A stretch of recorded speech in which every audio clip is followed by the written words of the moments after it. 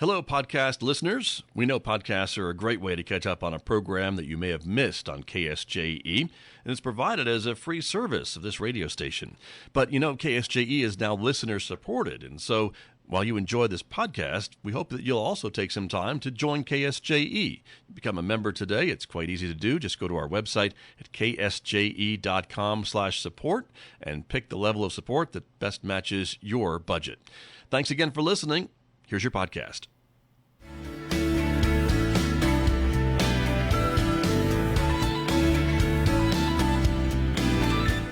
10 minutes past 8 o'clock. It is Wednesday morning, the 13th day of May, 2026. Good morning, everybody. I'm Scott Nicklin. Thank you for tuning in to KSJE 90.9 FM over the air right here in San Juan County, New Mexico. In Durango, Colorado, we broadcast at 103.3 FM. And if you're listening to my voice anywhere else on the planet, you've probably gone to our website, tune in, ksje.com. Maybe you're listening through the KSJE radio app, or you could have asked your smart speaker to play KSJE, available on all of those places. So it's great to have you all with us, or maybe you're watching me right now. The video of the program streaming out live, as it does, to the KSJE Facebook page and also to our YouTube channel. So however you found us this morning, we're so glad that you're with us, because today we are going to be talking about and celebrating the EMS crews that serve San Juan County. The San Juan Regional Medical Center EMS crew will be here talking a little bit about the job that they do in advance of EMS Week,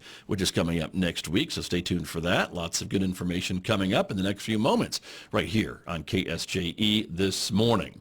Then, of course, Mick Hess is going to take us roving with the arts. That's our classical music program that begins at 9:06 on KSJE. On Wednesdays, of course, it's a special 90-minute version of Roving with the Arts to take us to 10:30. And right on Four Corners, our local and regional author program.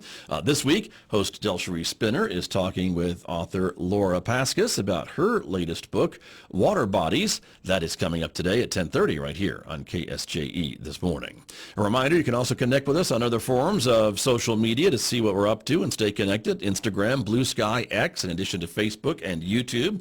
KSJE also publishes podcasts almost on a daily basis, so subscribe wherever you listen to podcasts and maybe discover a new local program that you may have missed. Or better yet, just download the KSJE radio app. It's available right now in the App Store and on Google Play. You'll have access to all the latest podcasts, the live stream, and much, much more. The KSJE radio app available now. Outside our studios at San Juan College this morning, 66 degrees at the moment.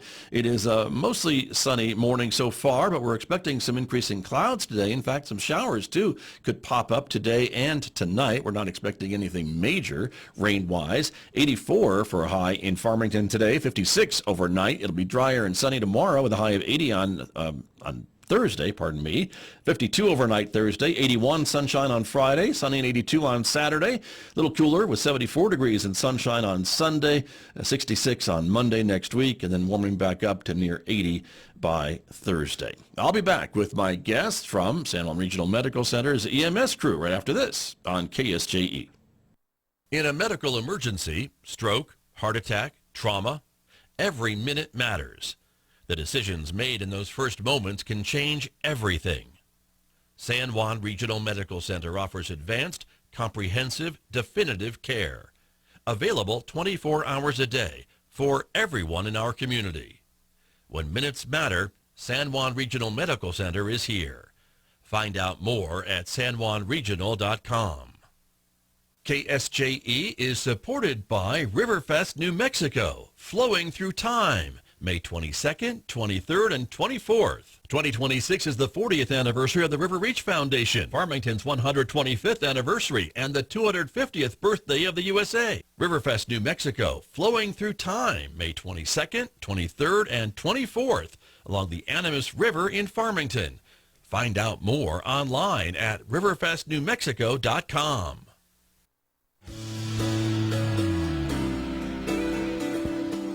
Now back to Studio A and the award-winning Scott Nicklin morning program on KSJE.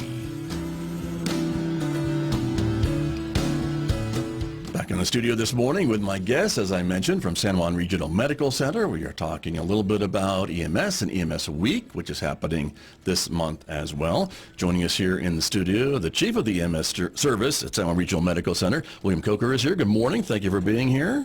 Good morning. Thank you. Good to have you here. Also joining us here in the studio, one of the emergency medical paramedics is Sheridan Peterson. Good morning to you. Good morning. Thank you both for coming in to talk a little bit about the jobs that you do, and thank you for keeping us all safe and getting us safely to the hospital and all the other things that you do. But let's talk a bit about the job and about EMS Week. First and foremost, we want to talk about 911 and when to call 911 and when not to call 911. Absolutely. Yeah. So I think that's one of the big things that we run against out there in the field is when is the right time and the right reason in which to call for 911 medical services. Right. Obviously, we never want to deter anyone from calling 911 if you feel that you need that, and our dispatchers have those CAD programs to help walk through those questions to determine what the right level of care would be for that person when they're calling. But some of the big ones that we kind of want to go over when you're calling 911 is like if we're having some of that shortness of breath, chest pain, like that crushing chest pain, stroke. So we discuss a lot in EMS Be Fast. It's an acronym that we use. Right. And that's, you're looking for that facial droop, that speech differences, body weakness on one side or the other, some of those things. When it comes to cardiac care and stroke care, minutes matter. So those are the ones that we want to make sure that we're getting to, and then we have those ambulances available for.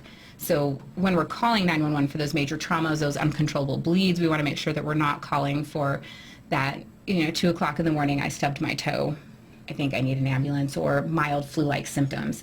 Those are more urgent. You can go see your doctor in urgent care versus emergent, which is more life-threatening. Sure. And those are the ones, if we're tied up with some of those more urgent, lower level calls, our ambulances can't get to the more critical ones because we're all tied up. We only have, on a good day, I believe about 8 ambulances running in San Juan County at one time. And that seems like a lot, but they get used up pretty quickly with calls and things throughout the county. We know how large the county is, and so if you've got 8 ambulances going in 8 different directions, then you're out of ambulances. Absolutely. Yes, we cover 5,500 square miles, which is the size of the state of Connecticut is our county that we're covering with those 8 ambulances. So very long transport times. We have cities that we run within, multiple cities. I think we are one of the only agencies here in San Juan County, other than State Patrol, that runs every jurisdiction in this county. Right. So it's a lot to cover for just 8 ambulances. Yeah, no kidding. Very true. And of course, and when someone's calling, they want you there yesterday. Yes, they do. As quick as you can. And part of what you mentioned for those really serious calls, right? Heart attack, stroke, things like that. When you get there to the patient, you can start providing care on the trip back towards the hospital, can you not? Start maybe some interventions or something and radio back to the ER or to whomever's waiting at the hospital what you're arriving with, what type of conditions? Absolutely. So our ambulances are able to do pretty much the same thing we can do in an ER to provide life-saving interventions minus labs and scans. So we are able to provide those at your bedside, in your living room, at the car door, on a highway, and in the back of that ambulance. We can do those life-saving interventions to get you to the hospital stable and alive to that higher level of care. Right. So when minutes matter, that's really imperative and really important, I guess, to get that care as soon as possible. Absolutely, as soon as we can possibly get it there. Yeah, and so that's kind of what we're talking about this morning as well. And so with that, I guess, and that's all part of your training, right? And to be able to do those different types of things in an ambulance, side of the road, accident scene, whatever the case, I mean, you cover it all, right? You guys are on the scene of all these different things. We are, yeah. So we have, it's very interesting with our ambulance services here in New Mexico. We actually have 3 licensure levels that we have on those ambulances. We have our EMT basics that they have probably 300-400 hours of education just to get to the licensure. That's not including additional training hours every year. We have our advanced emergency medical technicians, our AEMTs, and that's one that we don't see in every state, but we do have here. And they have a little bit more in their skill set that they can do within the back of that ambulance to provide that care, and they're looking probably 800-900 hours of education to that licensure. And then you have your paramedics, and they're the ones that are leading a lot of those calls, and we've got 2,500 plus hours of education just in that licensure, and that includes obviously the lower levels to get up to that paramedic. So we have a really wide span of what we have to offer our citizens in the back of those ambulances as far as the education and the training hours that go into the individuals that are out there doing these jobs. Nice. Very good. Thank you for explaining that to me, because I was always curious about the training and the different levels and things like that. And I know that San Juan College has a great partnership with San Juan Regional Medical Center, and I know we have classes here for EMTs and others, right? Do you get a lot of folks from the school here that come into your service? Yes, we do. Nice. That's a good partnership then. It is. And openings, or it's a pretty stable career, would you say?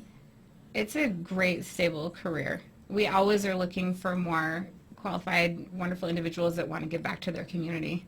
Great. I think it's a great way to be able to serve your community out there. Yeah, very good. Well, I want to also talk to both of you about EMS Week, because that is coming up. It's not this week, is it? Or is it this week? Or is it next week? Is it next week? It's next week. Okay. So we're just jumping the gun a little bit, but everyone could get ready for it, right? Yes. And so what types of things is kind of talked about and celebrated during EMS Week? The jobs that you all do, I would imagine, each and every day, but what are some of the other things that you will be doing next week during some of these? So I've been kind of heading up some of our EMS Week stuff that we have going on. Obviously, during EMS Week, it's celebrated across the nation. It is a national celebration that we do for EMS providers across the nation. And this year in particular, for our agency, we are also celebrating more than 50 years in San Juan County that we have been providing medical care for 5 decades. Wow. So basically, we have neighbors helping neighbors out here on our trucks, and we've been doing it for 50 plus years in our community. So for EMS Week, we are planning all kinds of events to just honor those EMS providers, sometimes in the back of those ambulances, and when we're transporting those patients. We get a limited amount of time with our community members when we're back there, and we try and follow up, and sometimes we know how the outcomes are, sometimes we don't. But it's something that our providers don't always see or hear the recognition from. Sure. And so being able to show those providers and those men and women that are sacrificing holidays and nights and hours, because many of these staff that are on these trucks are running 24-hour shifts. So they're sacrificing time from family and from all the other things that they do to be out there to serve our community. So to be able to show that appreciation to them for what they do and the hours, the countless hours that they put into it, and also just the really hard calls that they're going on. They see people in their worst moments, and they take that all home with them. Right. And that's important for us to show that we care and that we're here with them and that we stand with them. And I think it's a great opportunity for our community to stand up and say, hey, we see you, we recognize you, we appreciate you. Definitely. And I appreciate you saying that and sharing that with us. And I think you speak from experience about those 24-hour shifts, so you know what you're talking about. Yes. Okay. Yes, I do. Yeah. So there's a little bit of that as well. But that's a lot. And you're right. I think when people do encounter an EMS team, a paramedic or an EMT, whatever the case may be, they're not having their best day. And so you are kind of that, when you arrive on scene, they know that help is there and that they can kind of maybe relax a little bit, at least whatever's going on. And so that's a really important thing. And there are probably many patients that want to follow up and maybe don't know who was that EMT that helped me, or who was at the scene of the accident when I was unconscious, or what have you. And so there's probably a lot of that happens as well. So absolutely, it's good to recognize all those folks, and so that's important, and that'll be happening all next week, is what you're telling me. It will be. Yeah, we have a few events that we'll be doing throughout the week for our providers, and then we like to have a little bit of fun out there as much as we can. And so this year we're calling it our EMS games. So okay. It'll be different stations our EMS providers can participate in, where med math, splinting, backboarding, so just a run of our skills where we can kind of show what we do and have a little bit of fun with it while also doing some training. Sounds like some friendly competition. Absolutely. You all aren't really competitive at all, are you? Or not at all. Never would you say that at all, but that's great. Well, good luck with all of that. And again, I think if folks see paramedics and EMTs around next week, certainly reach out and let them know how much you appreciate the work that they do. Again, 24 hours a day, 7 days a week, it doesn't matter, because when we dial 911, we expect an ambulance to show up, and it does. And that's important to have that service throughout San Juan County. And we've been talking a lot about ambulances, but I think I'd be remiss if I didn't talk about air care as well. That's also part of the service, is it not, or is it separate? They're separate. Are they? They're their own. Yes. It's a separate thing. It is. You guys are mostly just ground transportation and correct. things like Yes. that. Got it. Thank you. And so again, there are ambulance stations kind of scattered throughout the county, I guess, for response and things like that. Is that kind of how it works? They're strategically placed throughout the county. When I say strategically, it's Right. based on volume, demand, how quickly they can get to different areas, so center points and everything. So yeah, we have multiple stations throughout the county that house advanced life support ambulances. Got you. Kind of similar to how we see the fire departments and things like that. They're Exactly. all the districts and things like that set up Yes. around the county because it's such a large area to cover. So that makes sense. And then the staff is there to be able to respond at a moment's notice. Correct. Is- Yep. That's where they live for the 24 hours that they're on duty. Got it. Very good. And so again, how many folks usually go out with an ambulance crew? Is there a set number of people that are responding to some of these calls? 2. Always So two? we have two individuals on an ambulance for it to run. And that's obviously when we have a patient in the back, we have someone that has to drive and Yep. then someone that's giving care. And then we work very closely with our fire departments too and our law enforcement that if we need a driver, because both of our crew are needed in the back, they're really great about stepping up and they'll drive our ambulances for us to make sure that we can get that patient quickly to the care that they're needing. Right. Got it. Very good. Absolutely. And you mentioned earlier the dispatchers, so I know you work very closely with, and certainly they are the ones that are taking these calls immediately and then deciding kind of whether to dispatch an ambulance, a crew with the fire department, the rescue groups, or not, and what's going on. And so many times when you arrive at scene, you're arriving with fire crews and things like that as well then, right? Yes. So our dispatch begins that rundown of how that call is going to go. And then our crews that are responding, because we're going to get information from dispatch. Most of the time we're getting, and it's something that's pretty common across the nation, when we're getting that information, we get about 20%, if that, of what's actually happening at that scene. So we're getting a very small piece of what's going on, and then we're making those critical decisions based off of that. And some of those decisions, dispatch has that base build of what they're going to send. Your incoming crews, your fire, your paramedic crews, they're going to add on to that because you discussed air care a second ago. That's where we're going to make those determinations. You know, how far out is my call? Do I need to get a helicopter en route? So we're making those decisions en route as well based off the information. So it's really a team effort all the way around as to what we're doing out there, that we're also making that decision en route of, do I need more resources? Do I have enough resources? And then when I get closer to or I get with the patient, do I need to cancel resources? And so to keep them Sure. available for other calls. Right. So that communication is really important, I Very guess, as important. things are changing and as maybe you get on scene, you maybe discover a totally different scene that you were expecting Absolutely. in some cases. So that could happen. Yes, we see, and you know, speaking of our scenes, numbers Yeah. play into that. We have a lot of statistics and numbers that go into what we're doing out there.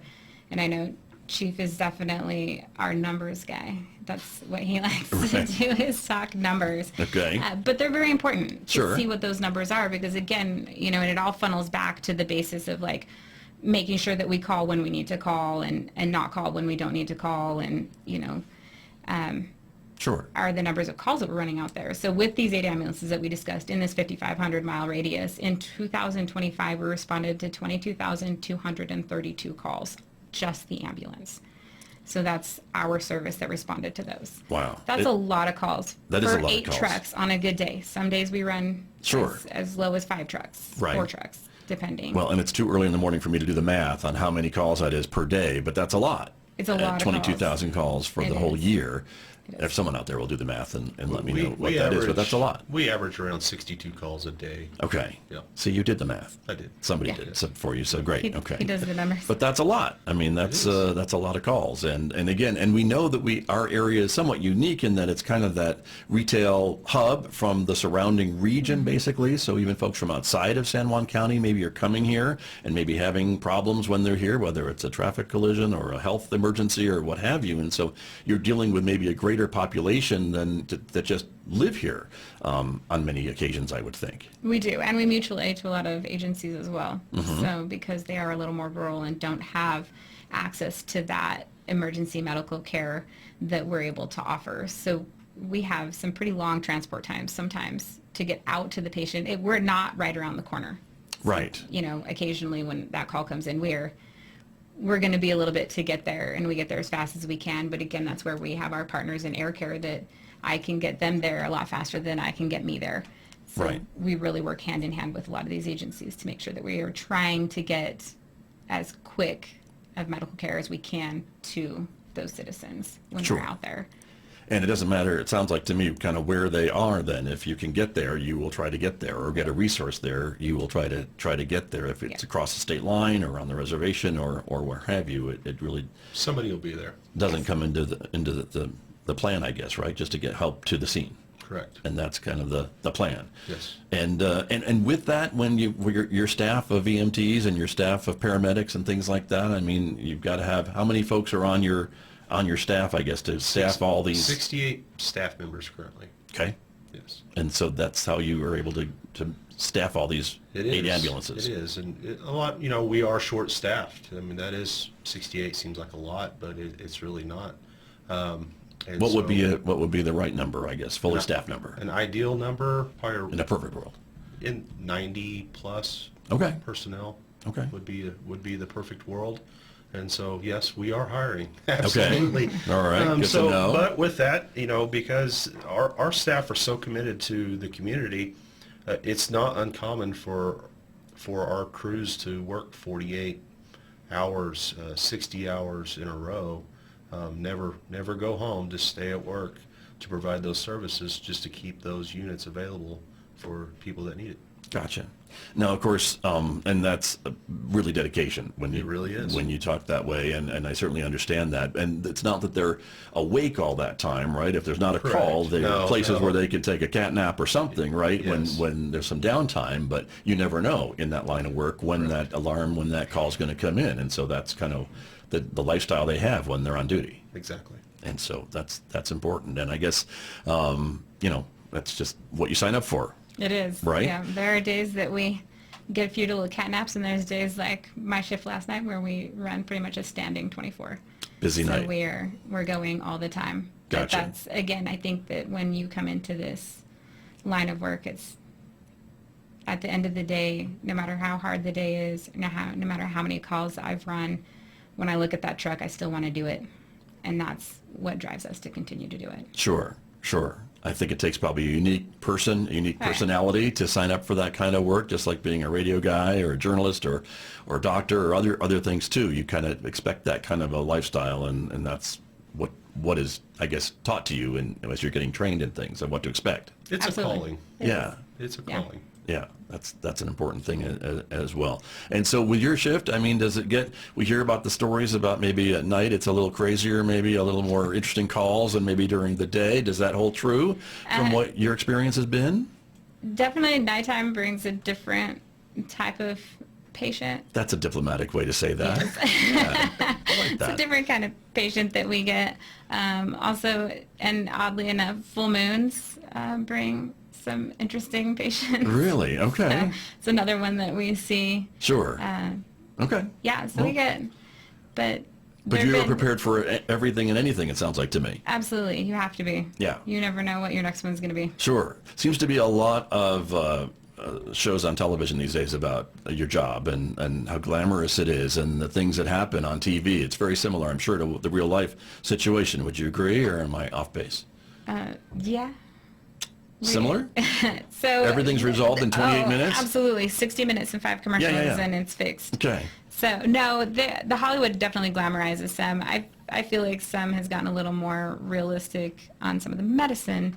Okay. But to say that we get some very interesting calls out there. So there's some that I'm like, that's not quite real, and there's some I'm like, oh, That's probably about accurate. That happened, yeah. Or I could see that happening. So Absolutely. I get you. Okay, very good. We just have a few more minutes remaining this morning with our conversation, and so I want, before we run out of time, though, I want to make sure we've covered everything that you want to let the audiences know about the jobs that you do and how the public can react, interact, and make your jobs maybe a little easier when you're out on the scene. Or there's some things that motorists can do, that the public can do when you guys are out at the scene, and help you do your jobs a little bit better? Absolutely. So, talking about motorists. Yeah. You know, when we're driving, and I Everyone's want to say polite they on the road. still, Everyone- absolutely. yeah, They're right. so polite on the road. They're fantastic. We have great drivers. So when you see an emergency vehicle behind you, whether it's an ambulance, whether it's a fire truck, whether it's a police officer, pull to the right and stop. It's not just a pull to the right and stop. These emergency vehicles need to be in the left-hand lane. That's where we ride. If you stop right in front of me in the left-hand lane, I can't go. I cannot pass you on the right. I cannot keep moving. And that, again, minutes matter. Sure. You know, and those crews are trying to get to that scene as safely as possible. And driving with our lights and sirens is one of the more dangerous things that we do, because we are at a higher capacity to be involved in an accident, because we are trying to, you know, go against lights and stuff like that. So, you know, we're having to take our lives out there and go, okay, I need to be as safe as possible, and I need the motoring public to also have that, you know, decency on the road to let me move over. You know, it's that 2 minutes to that person in that car is a life to someone else. So we need to think about that when we're going. Yeah, of course. And you mentioned pulling over and stopping, which I think Yes. is really important, because if folks are just pulling over and maybe slowing down or whatever, they don't know where you're headed. They don't know if you have to turn right in front of them, or where you're going for your destination. And so by stopping, that opens up and lets you be able to get to where you need to be. Absolutely. In whatever lane it is, and wherever your destination is going. So thank you for sharing that, and that's really important. I imagine driving through maybe heavy traffic, I'm thinking Main Street in Farmington or things like that, you've got 3 lanes and turn lanes and things like that. That can be very challenging, I guess, for an ambulance driver. It can. For our crews that are driving, it can be very difficult to get around that, especially when we come up to traffic lights where we have everyone stopped at the light, and we have to do our best to circumvent around those vehicles. And so, you know, when you see that emergency vehicle and you're at a red light, just stay where you're at, stop. If you can move to the right, but remain where you are so that we can try and get around you. Yeah, very important. Very And if good. you see one go through, chances are there's Yeah. going to be another one. So just be hyper vigilant. Sure. As a driver, just that if you saw one go through, look, there's probably another one coming. If not immediately, soon after. So. Right, whether it's a police be a vehicle police or a car. fire truck or an ambulance, Exactly. right? So that's what we're talking about. So Yes. that's important. Good to know. Any other pieces of advice for the public other than motorists, or other things motorists should be aware of? Again, just that, you know when to call the right time, Right. for the right reason, making sure that we're making those calls. And some of those myths that are out there, one of the big myths that we hear a lot in the back of my ambulance is that they called an ambulance because they feel that they will be seen in the ER faster. Oh, I think that's a kind of a big miscommunication that happens. Everyone is triaged the same. right. And that's out of fairness, honestly. Whether you come through the front doors of that ER or through my ambulance bay, we're going to triage everybody the same. Right, and that's just based on what the conditions are as they present, I guess, once they get there, whether it's by ambulance or private vehicle, or I dragged myself in myself, or whatever it is. So, We're going by the medical and how critical that is. Gotcha. Good advice. Very good. Well, last thoughts from both of you as to EMS week, and again, our thanks to you and all the crew, again, that do this job, again, sometimes 24 hours at a time or 48 hours at a time. Final thoughts, Chief? No, thank you for, we greatly appreciate the support of the community and everything the community has to offer us. So we thank you for having us as well. You bet. We're glad to be able to do that and share your story with our audiences. So thank you very much. Sheridan Peterson, any other thoughts from you about how we can make your job a little easier? I guess we can stay healthy. That'd be one thing. Absolutely, stay healthy. I think just, recognize your crews. These men and women are proud to serve San Juan County, and we remain proud to serve San Juan County. Very good. Good words. Thank you. Thank you both for coming in.